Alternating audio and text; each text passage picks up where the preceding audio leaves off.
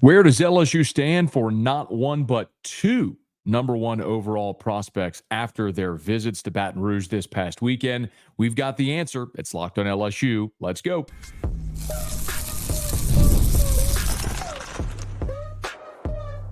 You are Locked on LSU, your daily podcast on the LSU Tigers. Part of the Locked On Podcast Network, your team every day. Okay, let's get it. It is Locked on LSU, your team every day. I'm your host, Matt Moscona. Thanks for making us your first listen every day. We're free, available wherever you get podcasts, of course, on YouTube as well. So please subscribe, smash the like button on YouTube, hit the bell so you're notified whenever we post a new video. Is LSU still in line for the college football playoff? Well, one national writer thinks the SEC is going to get 6 bids. If that's the case, LSU is very much alive, but we'll get there. Also, a former NFL quarterback raves about Garrett Nussmeier. You're going to want to hear this. But let me begin with some recruiting talk. If you're familiar with the show, once a week we have a chance to visit with our buddy Shea Dixon from On 3 The Bengal Tiger. And we just catch up on recruiting. And it was a really massive visitor list for LSU this past weekend in Baton Rouge. I should remind you, forgive me, today's episode is brought to you by FanDuel. Place your first $5 bet. You'll get started with $200 in bonus bets guaranteed. Visit FanDuel.com to get started. Got to make sure I check all the boxes. So, giant recruiting weekend for LSU against UCLA. And do not worry, recruits are never deterred by fans leaving early or how the game might go. Recruits look at it very, very differently. They just want to be there. They want to talk to the coaches. And they want to be in the stadium, and they want to see what the plan is for them moving forward. It's just a cool spectacle to be at. So don't worry about the sun and the attendance and the people leaving. It had nothing to do with anything. But LSU ended up with a really impressive visitor list. Now, last week when we talked to Shea, he told us that 5-star cornerback DJ Pickett was coming in from Florida, and DJ Pickett did, in fact, come in from Florida and was there. But, boy, that was barely scratching the surface. Cade Phillips, another cornerback commit for LSU out of Texas, was there. Lamar Brown, 5-star offensive lineman for the class of 2026 from University High, was in the building, as was the number one overall prospect in the country for 2026, Jahkeem Stewart, a player who we know has made some headlines recently after leaving St. Aug, moving to Edna Carr. The thought is he is going to reclassify to become a member of the class of 2025, which means this coming spring, he is expected to be enrolled at the college of his choice and going through spring football. Can he get there? Will it be LSU? And then also Elijah Haven, the number one player in the country for 2027.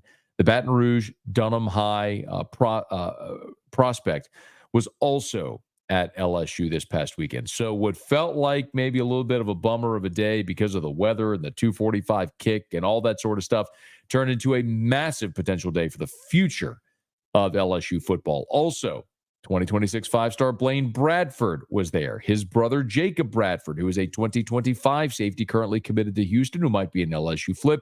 What a massive visitor list it was. So we talked to Shea about each of those guys and how it kind of went. I want to start with an update on Jahkeem Stewart and whether or not we know anything and sort of a timeline for Stewart, because right now he's looking at reclassifying for 2025 and being part of this current recruiting class. So Shea gave us an update on a timeline there. You know, it would not surprise me if in the next few weeks, month, if they came out and Stewart's camp said, hey, look, here's the plan. I think that it's probably smart to move forward right now and make sure you have all of your ducks in a row, because leaving St. Aug 2 games before their season started and after school had already started, to get to Edna Carr and then not be ruled ineligible was certainly not the route that you hope to see Jahkeem go. He had already set out his freshman year because of transferring to St. Aug and being ruled ineligible. So right now he's only played a sophomore year of football. I think the next move, right, has to be the best move, and that's, hey, if I've done all this, then I need to reclassify. So my guess is they are making sure that all of the courses he needs to take are lined up for both the fall and most likely the spring, I would guess. And then that way he can, whatever school he chooses, be in line to enroll there and sign up the school this year and enroll there by this time like I said, be on a team by this time next year. So I'm not shocked, Matt, that nothing's immediately come out of, yep, he's reclassifying 100%, because I think they're still trying to juggle all of that. But I would definitely lean towards him reclassifying, or it wouldn't have made much sense to leave Aug and miss another football season. And it's also worth noting that if he is in fact reclassifying and plans to be enrolled somewhere for this coming spring, you're running out of time for visits, for vetting, for recruiting, and especially for a guy that's played 1 year of college football or high school football. And the fact that he's right down the road and he's got Frank Wilson in his ear every day and Bo Davis as well could bode well for LSU for the number one player for 26 who's looking to reclassify. Now, a little further out is the number one player for 2027, Elijah Haven, who just came out that he's the number one player in the prospect for number one prospect in the country for 2027. So he's just starting his high school sophomore season. But this is a big-time prospect. Neil Weiner, of course, is the head coach over at the Dunham School in Baton Rouge. For those who aren't familiar, I've known Neil a very long time, and he raves about Elijah Haven as maybe the best prospect he's had, certainly at quarterback. Keep in mind, this is the same program that produced Derek Stingley. So you're talking about rarefied air with Elijah Haven, and Shea Dixon kind of gave us an update on Haven's recruitment and where that stands. I think he's going to be a national recruit. He's going to start grabbing offers from the who's who from coast to coast. So when the time comes, remember, he's just now a few games into his sophomore year. As over the next year, I'd say, is when quarterbacks really start to take visits and meet with different coaches and get a feel in person for how these quarterback coaches and OCs and head coaches are.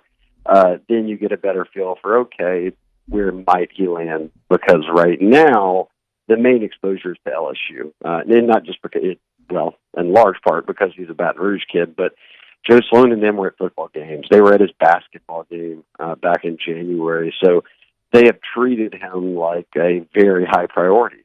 They're not going out and watching a lot of freshmen and, guys who at that point, he was a freshman, now he's a sophomore. But back in January, they weren't going to watch a bunch of freshmen play basketball when they're recruiting them for football. It's just to show, hey, we're here. The interest is there. And when the time comes, look, they haven't offered anybody in 2027 yet at quarterback. And Benton's got a good quarterback in Malachi Ziegler. Nussmeier's little brother is the top 10 quarterback in the country. So there are a number of guys I think that they would look at, but you're obviously going to start with a guy like Haven, given he's right here in Baton Rouge. And it has to be said that when you're looking at what happened on Monday Night Football with Joe Burrow, Jaden Daniels, two LSU quarterbacks squaring off against each other, and then you look at what Garrett Nussmeier is doing right now, it is hard to ignore what LSU is right now and has become at the quarterback position. And then with Bryce Underwood already committed for the class of 2025, the number one overall player in the country. And if LSU lands Stewart and Haven, you would have Bryce Underwood, the number one player in the country. You'd have Jahkeem Stewart, the number one player in the country for 2026. And Elijah Haven, the number one player in the country for 2027. It is a long way to go before we get all that hay in the barn. But it's a super exciting time. For those wondering about the future of the LSU football program and if Brian Kelly can get LSU there and over the hump, well, it starts with recruiting. And he's recruiting players, and his staff is recruiting players at LSU, the likes of which he never, ever had at Notre Dame, which is another reason why you could believe that the future is very bright at LSU. The immediate class is 2025, and boy, LSU has done fantastic work there. And I pointed out to Shea that a year ago, nearly 40%, or Shea pointed out to us, nearly 40% of LSU's class were flips, players that had been committed elsewhere that LSU flipped. So I asked him, are there any late flip candidates possibly for LSU here in the class of 2025? There are. There are a number. And look, they won't get to the spot they were a year ago when nearly 40% of their signees were flips from one school into LSU's class, which is just a massive number. And obviously you don't want to have to bank on that. But Jacob Bradford, I already mentioned, being committed to Houston, that Willie Fritz and that staff that he brought from Tulane have obviously know the lay of the land in Louisiana, and they've scooped up a lot of the best players that now a team like LSU says, hey, we've offered, we're making a move, and I think that's one that they can ultimately pull off if they continue to press. Another, I would say, is Brad Davis. Look, a year ago, he signed 6 linemen. Half of them were flips, 2 from Texas A&M and 1 from Ole Miss. Right now, they do have the highest-ranked offensive lineman in Mississippi committed, Tyler Miller, coming out of Laurel. The number 2 offensive lineman in Mississippi is Mario Nash. He's committed to Mississippi State, but he took an OV to LSU in June. He was back at the game this past weekend. He said, look, Brad Davis keeps calling me. And if he's going to show interest, I will continue to explore my options. And for those who don't pay attention to SEC football right now, we're not in the days of, remember when Ole Miss and State were ranked number 1 and 2? That was a wild time. That's 2014, yeah.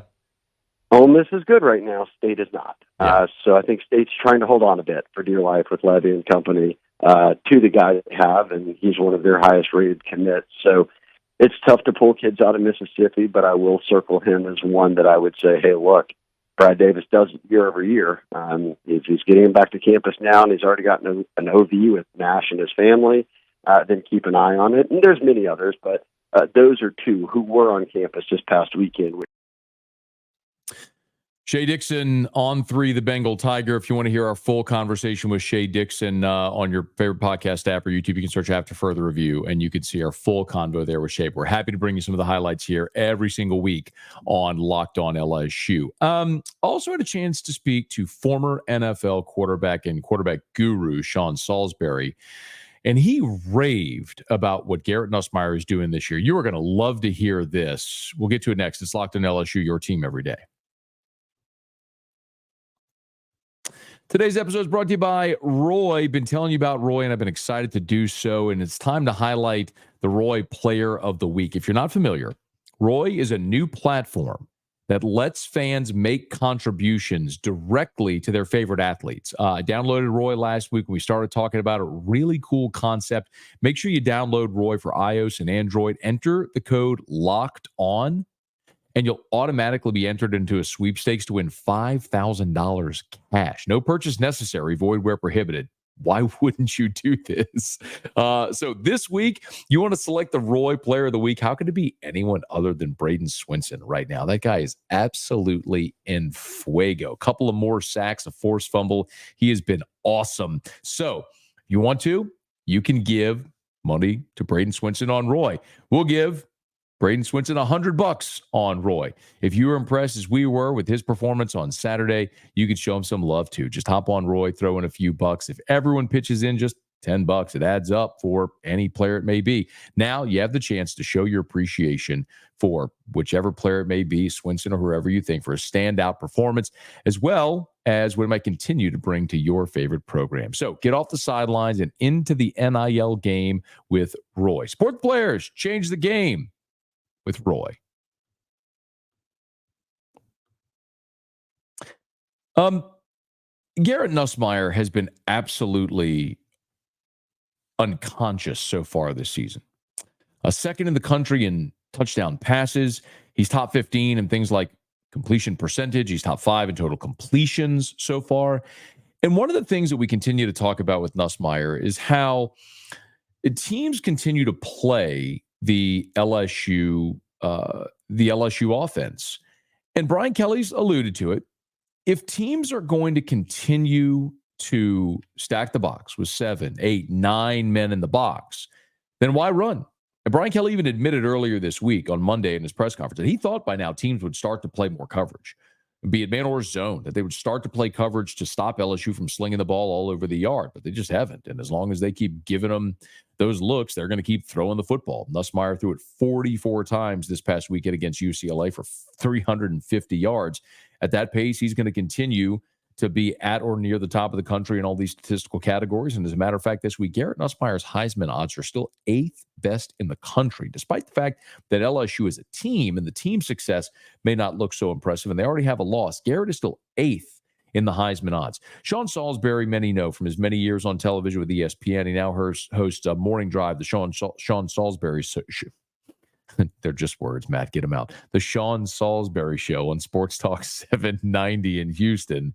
And I had the good pleasure to visit with Sean every week. And his perspective on all things quarterback play, offense, college, NFL is so good and so vast and so thorough, and especially because he tutors a lot of young players as well. He works as a quarterback coach with young prospects.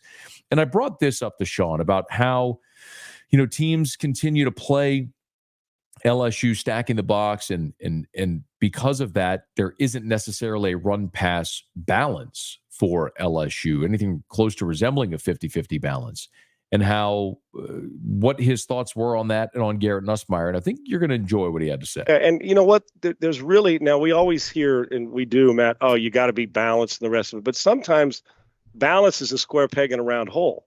If they are low, because and LSU does got to be more physical at the point of attack and run the ball better. We know that if they want to get where they want to go, if they're going to get where they want to go, should I say. But Brian's right. To me, I'd say, well, if you guys are going to do this and you're going to keep doing this, and I got a quarterback who's capable of beating you, I'm not going to run uphill. I'm not going to swim upstream. I'm just not doing it. It's dumb. Oh, just to mix in a run, they get 7, 8, 9 guys, whatever it is down, depending on your formation, and you run it. Now you're second and 9.5. Okay, well, let's get a 6-yard completion for a first down. I have zero issue with it because it becomes, if that's your strength and they're going to keep you in your strength, fine. But here's the other part of that. If, in fact, and they're going to have to at some point, defenses say, all right, let's see how they run the ball if we play 2 high safeties or if we play a little softer.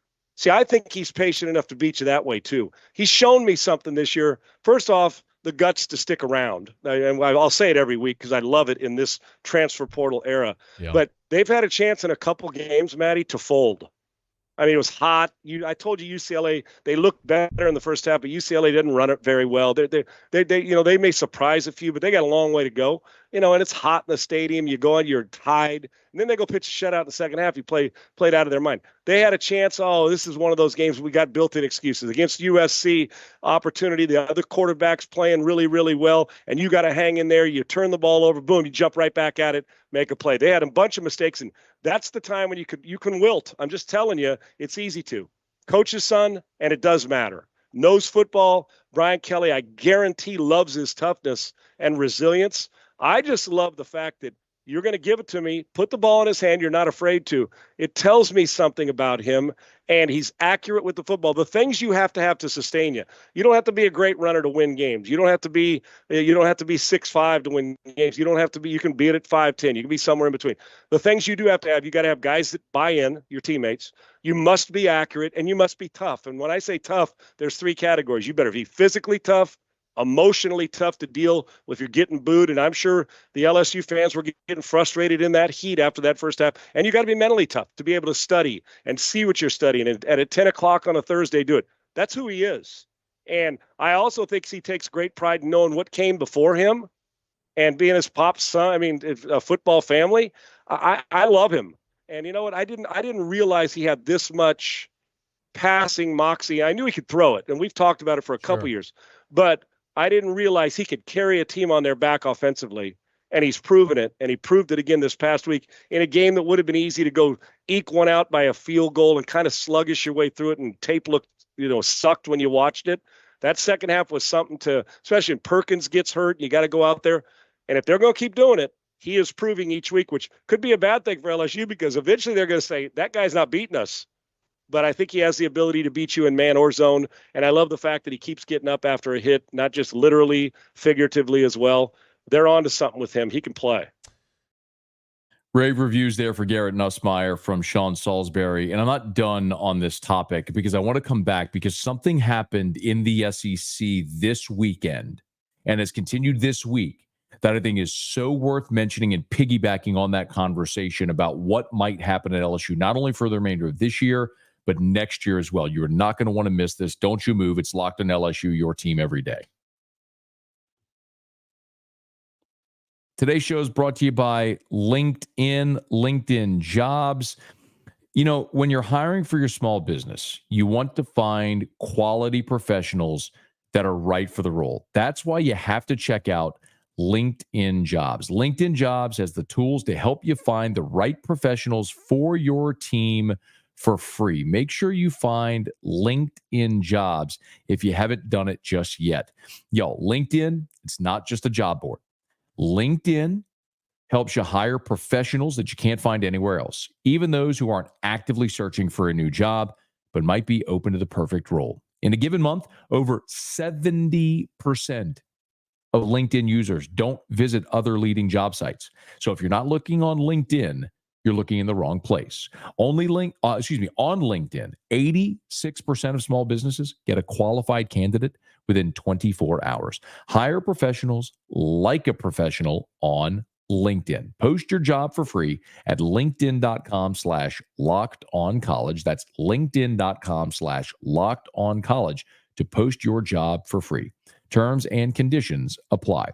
And today's show is also brought to you by our friends over at FanDuel. Of course, at FanDuel, if you're an NFL fan, and let's be honest, who isn't, you can start the season with a big return on FanDuel, America's #1 sportsbook. So you get a hunch in the middle of the game. You can check out the latest stats. You can view live play-by-play and so much more on the same page where you place your bets. You'll get started with $200 in bonus bets guaranteed when you place your first $5 bet. Hey, look, y'all know we love the Tigers, but LSU's 0-4 against the spread this year, and they're a 22-point favorite against South Alabama. So I'm not telling you what to do. I'm just telling you if you want to get involved with with FanDuel, you can do it over at FanDuel. Get started with $200 in bonus bets guaranteed when you place your first $5 bet. That's FanDuel.com. FanDuel.com. All right, we're going to finish here with this playoff conversation in just a second, but I told you I wanted to piggyback Sean's comment. I know there are a lot of people right now that are very excited about Bryce Underwood coming to campus next year. The #1 quarterback in the country, a guy who appears to be a transcendent talent and someone that we should all be very excited about wearing the purple and gold next year and hopefully for the next at least 3 years. But I want to say this so abundantly clear. We were at SEC Media Days over the summer, and if you care to go back and listen to any of those shows, you can. And we talked to a lot of different different media members and players from different schools. And one of the big talking points from Oklahoma as they came into the SEC was Jackson Arnold. Jackson Arnold, this 5-star quarterback recruit that everybody was so excited about. And he redshirted a year ago behind Dillon Gabriel. And Dillon Gabriel had come in from Central Florida. And remember, year one under Brent Venables, they went 6-6, lost the bowl game, finished 6-7. Last year, with Dillon Gabriel at quarterback, they won 10 games. Huge turnaround. Beat Texas. And then Oklahoma decided they were going to go with the kid. So Dillon Gabriel packed up, transferred to Oregon, and now he's the quarterback of a team that could very well and likely will be a playoff team. And Oklahoma just benched Jackson Arnold. Happened on Tuesday, if you weren't paying attention. Jackson Arnold really struggled in that game against Tennessee. He was replaced, and now this week, he's benched. I don't know what the future holds for Jackson Arnold. I hope he plays great. I want every young person to have success, certainly not against LSU. But it's a lesson that Oklahoma is going to learn the hard way, and I hope LSU doesn't have to learn as well. You can be really excited about the future. And I am, because I think Bryce Underwood is going to be awesome. But if Garrett Nussmeier wants to come back in 2025 for a 5th season of college and a 2nd season as LSU starter, let me remind you, Zach Mettenberger in 2012 didn't exactly set the world on fire. November, he started to hit his stride. Then in 2013, he was a 3,000-yard passer and led a prolific offense. First offense in the history of the SEC with a 3,000-yard passer, a 1,000-yard rusher, and 2,000-yard receivers. Odell Beckham, Jarvis Landry. Fast forward to Joe Burrow. Joe Burrow went the entire month of October in 2018 without a touchdown pass. Let me say that again for you. In 2018, Joe Burrow, the great Joe Burrow, went an entire month without a touchdown pass. Got better in November. 2019, kaboom. Jaden Daniels showed up at LSU, won the starting job in 2022, was good on an offense that struggled behind a bad offensive line. He had to rely on his legs a lot. 2023, kaboom, his 5th year in college. What I'm telling you is, I don't care what the star rating and the ceiling is for Bryce Underwood. If you have the chance to get Garrett Nussmeier back in 2025, you 100% do it. Because if you have an opportunity to have experience and talent at the most important position in organized team sports, you never thumb your nose at that. And Oklahoma is learning that lesson the hard way. one of the reasons why Oklahoma is not going to be a playoff team this year. And I'm not suggesting that LSU will be either. But one thing that was interesting is that Yahoo put up their college football playoff projections. Now, this is just one publication's projections in their opinion, but I'll run through it very quickly and you'll understand my point here in just a moment. They have Texas winning the SEC and getting a first-round bye. Ohio State, Miami, and Utah, the other conference champions. That would be your top 4 seeds. First-round games, number 5, Georgia, hosting number 12, Boise State. Number 6, Alabama, hosting number 11, Missouri. Number 7, Tennessee, hosting number 10, Penn State. And number 8, Ole Miss, hosting number 9, Oregon. First of all those games seem awesome, and I would love to see any of them on campus sites and to see what that would look like. But if I'm going to break this down a little more closely for you, Texas, Georgia, Alabama, Missouri, Penn State, Ole Miss. Yahoo is projecting 6 SEC teams. And you may shrug your shoulders and say, what's the big deal? I'm just here to tell you.